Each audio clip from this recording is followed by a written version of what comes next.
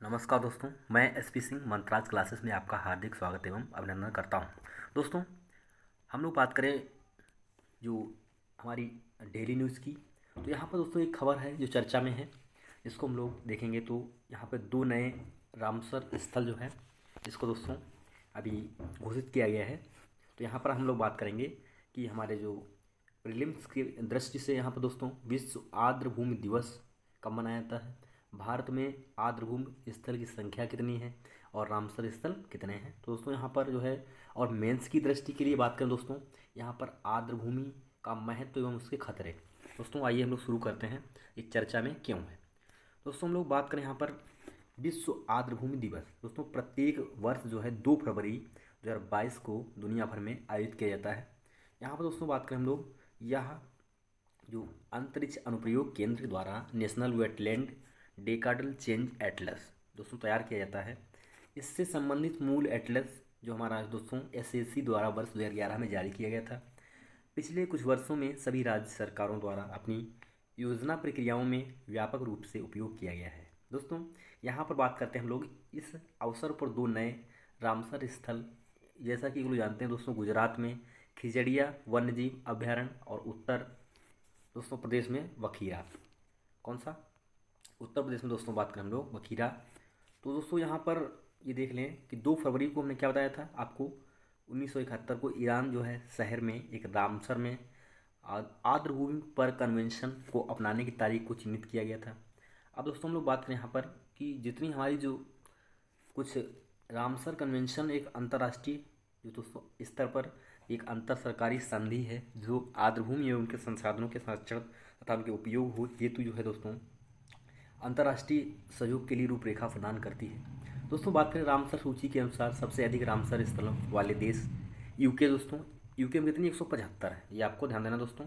जो हमारा लंदन है यूके, इसकी राजधानी है लंदन, तो ये इस 175 यहाँ पर जो दोस्तों बात करें क्या है, यहाँ पर रामसर साइट है यूके। यानी दोस्तों बात करें यूनाइटेड किंगडम, ये क्या है, यूरोप कॉन्टिनेंट का देश है।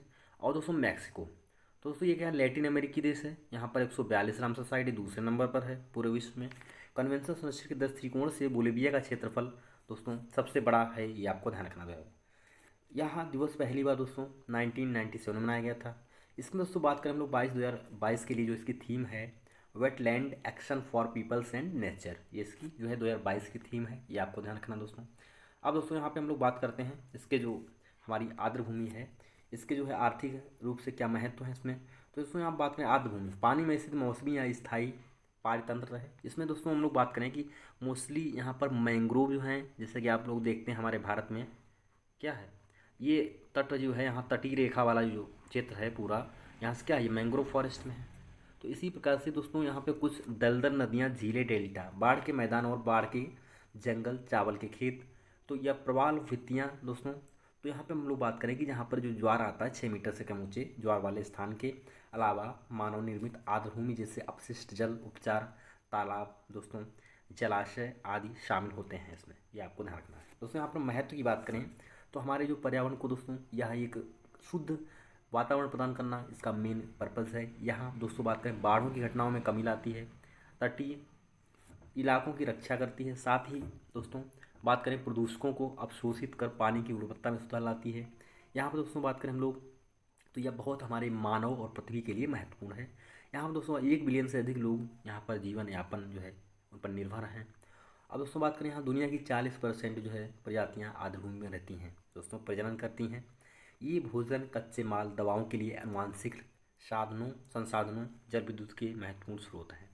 यहाँ पर दोस्तों बात करें भूमि आधारित कार्बन का 30% जो पीट लैंड है दोस्तों, एक बार हम लोग बात करें यहाँ पर एक प्रकार की आर्द्रभूमि में संग्रहित हैं। ये परिवहन, पर्यटन और सांस्कृतिक भी हमारे इसकी रूपरेखा से देखें तो आध्यात्मिक कल्याण में महत्वपूर्ण भूमिका निभा रही हैं।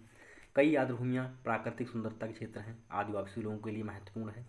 यहाँ हम दोस्तों बात करें हम लोग इसके कुछ खतरे क्या हैं, तो यहाँ पर खतरे की बात करें दोस्तों, आर्द्रभूमि से संबंधित खतरे।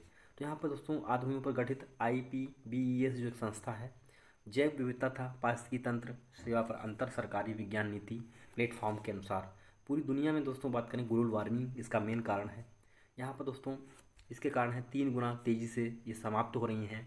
तो यूनेस्को के अनुसार दोस्तों यहाँ पर आर्द्रभूमि के अस्तित्व पर खतरा उत्पन्न होने से बचाने के लिए यहाँ पर दोस्तों 40% वनस्पतियों और जीवों पर प्रतिकूल प्रभाव भी पड़ेगा और आर्द्रभूमि क्षेत्रों में पाए जाते हैं, यह प्रजनन करते हैं दोस्तों। और इसके प्रमुख खतरे दोस्तों कृषि विकास, महत्वपूर्ण जलवायु परिवर्तन, तो ये मुख्य इसके लक्षण हैं दोस्तों। यहाँ पर हम लोग बात करें कि जो है इसकी स्थिति की बात करें अगर, तो भारत में दोस्तों लगभग 4.6% भूमि आर्द्रभूमि के रूप में है, जो 15.26 मिलियन हेक्टेयर को कवर करती हैं। दोस्तों यूपी में हमने बताया था बखिया वन्यजीव अभ्यारण्य मध्य एशियाई फ्लाईवे की प्रजातियों को बड़ी संख्या में सर्दियों के मौसम में सुरक्षित आश्रय स्थल प्रदान करता है। जबकि गुजरात का दोस्तों खिजड़िया वन्यजीव अभ्यारण्य, इसको हाल ही में भी आर्द्रभूमि में शामिल किया गया है। ये एक तटीय आर्द्रभूमि है जिसमें समृद्ध विविधता विद्यमान है दोस्तों। यहाँ पर लुप्त प्राय और सुभेद जो वनरेबल जो स्पीसीज़ हैं कोई सुरक्षित आवास प्रदान करती हैं दोस्तों। भारत में भारतीय अनुसंधान संगठन इसरो द्वारा इसका आकलन किया गया और सूची के अनुसार दोस्तों यह भौगोलिक क्षेत्र का 4.63% है। तो दोस्तों भारत में 19 प्रकार की आर्द्रभूमियाँ हैं। आर्द्रभूमि के इस राज्यवार विवरण में गुजरात शीर्ष पर है। यहाँ पर दोस्तों ये 17.56% या देश के कुल आर्द्रभूमि क्षेत्रों का 22.7% एक लंबी तटरेखा के कारण यहाँ पर ऐसा है। तो दोस्तों अब यहाँ पर हम लोग बात कर लें, इसके बाद जो है आंध्र प्रदेश, उत्तर प्रदेश, पश्चिम बंगाल का स्थान आता है। तो यहाँ पर महत्व की बात करें तो ये हमारे हमने बताया जैसे कि आपको कुछ हमारी जो ऐसी प्रजातियाँ हैं वनरेबल हैं यहाँ पर, तो उनको भी क्या किया था दोस्तों कि यहाँ पर जो है एक अंतर्राष्ट्रीय प्रवासी जो हमारी प्रजातियाँ हैं उनको जो विलुप्त हो रही हैं उनको भी यहाँ पर रहने के लिए एक अच्छा आवास प्रदान करते हैं। हमारे रामसर स्थल बत्तख है, जैसे कि वेडर है, प्लोवर है और टर्न है, गल है आदि, शोरबर्ड है, तो इसमें पक्षियों का लैंडिंग पॉइंट अच्छा बन जाता है। तो इसीलिए दोस्तों इसको रामसर साइट घोषित किया जाता है। आपका ध्यान रखना दोस्तों, भारत में आधुनिक सदियों के दौरान प्रवासी पक्षियों के लिए चारागाह विश्राम स्थल के रूप में कार्य करती हैं। प्रवासी भारतीय प्रजातियों के संरक्षण के लिए अब समय के अनुसार CAF मध्य एशियाई फ्लाईवे, जिसमें 30 देश शामिल हैं, 182 प्रवासी पक्षी प्रजातियों कम से कम 279 आबादी को कवर करता है, जिसमें विश्व स्तर पर 29 संकटग्रस्त और निकट संकटग्रस्त 200 प्रजातियाँ शामिल हैं।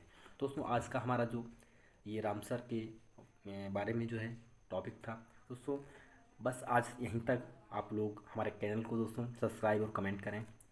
थैंक यू, धन्यवाद।